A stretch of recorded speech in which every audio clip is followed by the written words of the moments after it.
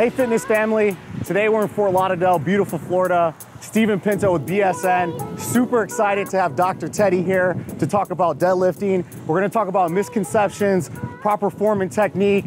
Teddy, we really appreciate having you here and to learn from you. Thank you very much. Stephen, thanks for the intro, man. So the first thing that we're gonna talk about today with deadlifts is the form mistake of messing up that start of the deadlift. Okay. So oftentimes the first rep looks the worst, and I wanna make sure that we get that set up all together so that the rest of it flows. Okay. So what I want you to do is sit back a little bit. Okay. Good, grab onto the bar. Now, one mistake that we see a lot of times is people will start with this bent elbow. We wanna lock the elbows out, okay?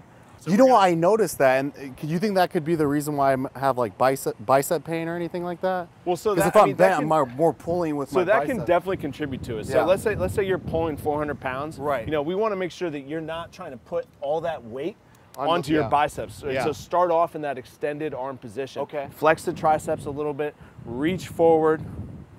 Now from there, how's this? I want you to start to so you feel that little shake in the bar right there? I want you to pull that slack out of the bar. So if this bar, let's say this bar weighs 400 pounds. Okay. You want to be pulling 350 pounds before you pull it off the ground. So start to pull it up before you lift it off the ground. And then, see right there, now you're ready. You have the slack out of the bar, and then you start to stand up with it. And I can totally feel the difference. Yeah. So now, and then stand up with it? It's almost like an isometric contraction at the bottom. An isometric contraction is where you're just holding in one position. Muscle length isn't changing, and you're just developing force through that muscle. Okay. Okay, so you're getting set. Similar to how when you squat, you want to get everything tight. Same thing with the deadlift. Okay. All right. So you're going to pull the slack out of the bar, and then start from there, and then you're going to stand up with it. Good.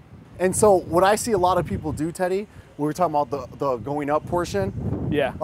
People, I think, overextend and they flex their glutes. Now, is that proper? So first we're starting with fixing the beginning, and then the second part is the end of it. Okay. Right. So we want to think of the spine and that whole glute kind of extension as one unit. Okay. So we start with the chin. Spine starts from the head down. So we start with the chin. Keep the chin down. We keep the ribs down as you finish through, and just bring the bar to your waist right there. Perfect.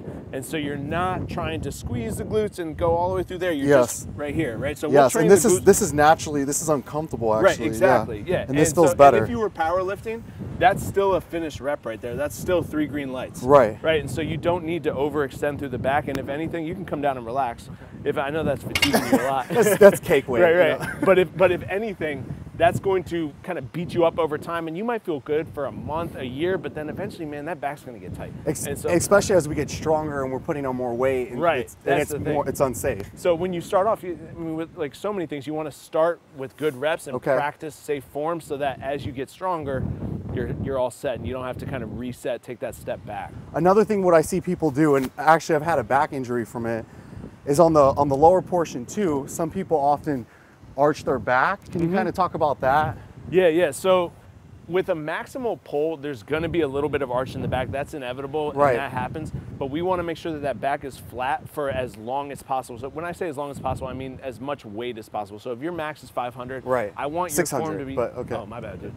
If your max is 600, I want that form to be crystal clean, all the way up through the 5s, and then maybe at the end you're going to start to arch some. Okay, but that comes down to that same thing: ribs down, chin down, right? And you're just maintaining neutral spine throughout the entire time. So that starts with taking the slack out of the bar, get that brace there, and maintain that core the entire time.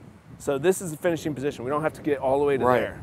And Teddy, another thing that we didn't talk about too is your feet placement. Yeah. Like, because I know like some people do sumo, some people do shoulder, some people do outside shoulder. What's best form if you're starting out? So that's a great question, and we were talking about that from a bodybuilding standpoint. You might want to hit different ranges of motion. Because I do sumo here and close, and so. With all this stuff, training, nutrition, it's all individual. So the best form's not the same for everybody. Gotcha, okay. But I would say the best form is what's comfortable for you. Some people, if they have a little bit wider hip morphology, if they're built that way, they might be more comfortable in sumo. Other people, if they're a little bit narrower, they might be more comfortable in a conventional deadlift. Okay, that makes sense. So for starters, beginners, I would experiment with a lot of different forms. Okay. Right, and then you can kind of figure out, now if you're a power lifter or you just want to get that number as high as possible, you need to stick to one form. Right. You need to get good at one thing. Right? Jack of all trades, master of none. Right. Whereas if you are trying to train your body parts in different ways and activate all those different muscle heads, then you might want to kind of transition between the different forms. Teddy, thanks so much for coming on. We learned so much today. Fitness family, thanks for watching. Please subscribe, like, comment. We really appreciate your feedback. Until next time, thank you.